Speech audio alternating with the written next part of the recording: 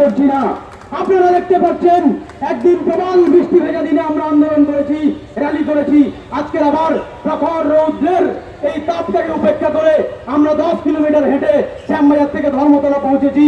আমাদের কিন্তু এই একটাই উদ্দেশ্য, জাস্টিস। এখানে দুটো তিনটে দলে বিভক্ত হয়ে গিয়েছে। কেউ নবান্ন চাইছে, নবান্ন আবার কাউকে চাইছে। আমরা নবান্ন চাইছি না।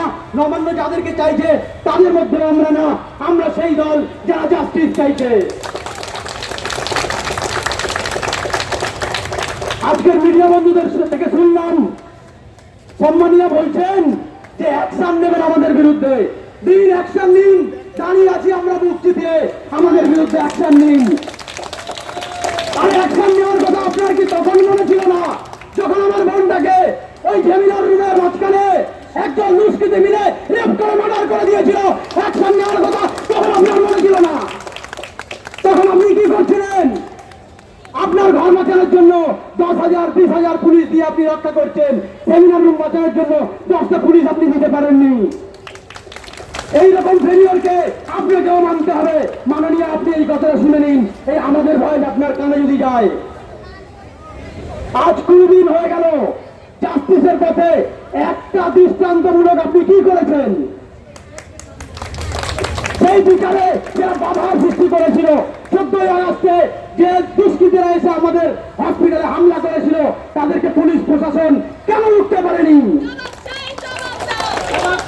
আপনার পুলিশ প্রশাসন যদি এতটাই দুর্বল হয়, এই পুলিশ প্রশাসনকে আমরা মানছি না। ওই পুলিশ প্রশাসনের যিনি মাথায় বসে আছেন, সিপিকে আমরা পদত্যাগ চাইছি।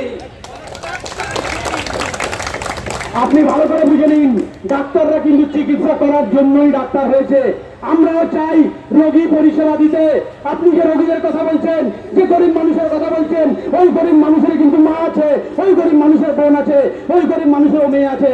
আপনি সবার জন্য কি ব্যবস্থা করেছেন সেটা আমরা জানতে চাই। আমরা শুধু আমাদের ডাক্তারদের এখানে কিছু স্বার্থ অন্বেষী করার জন্য এখানে আসিনি। আমরা চাই আপনি এমন একটা বিচার ব্যবস্থা করে দিন যে আপনি না পারেন, আমরা আরো উপরের কাউকে চাইছি। সে আমরা সুপ্রিম কোর্টকেও বলছি, আমরা প্রধানমন্ত্রীকেও বলছি, সবাইকে বলছি, এমন একটা বিচার ব্যবস্থা আমাদের দিন যেন এরকম আমাদের বোনের রেপ আমাদের না দেখতে হয়। আমাদের বুকে অনেক কথা আছে, অনেক যন্ত্রণা আছে।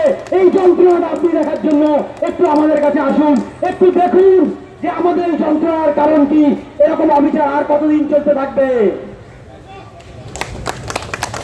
আমরা চাই এই অবিচার থেকে আমরা মুক্ত হতে।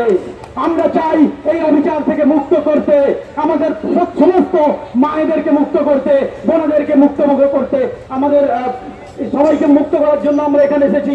আমাদের দাবি কিন্তু এই বিচার আর ওই সুরক্ষা, এর বাইরে কিন্তু আমাদের কোনো দাবি নেই। লড়াই চলছে, আমরা সন্নিকট সংস্কৃতির অবসান চাইতে হবে।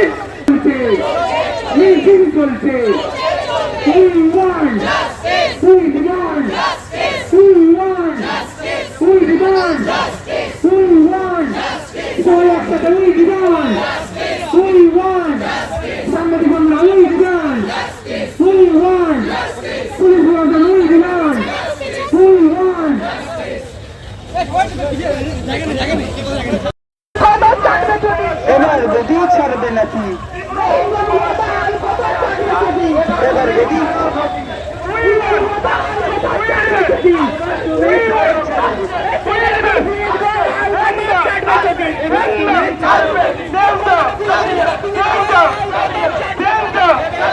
দর্শকদের চামড়া কৃষকের চামড়া খুনিদের চামড়া মন্দির বসের চামড়া প্রশাসনের চামড়া দর্শকদের গালে গালে